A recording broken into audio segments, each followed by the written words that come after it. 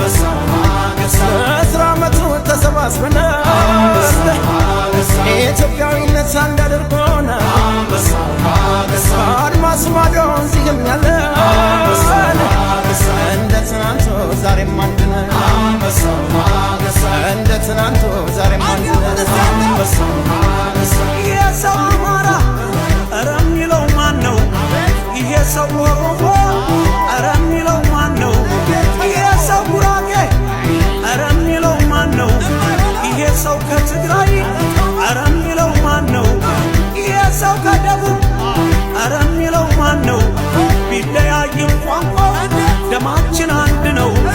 ደማችን አንድ ነው። ደማችን አንድ ነው።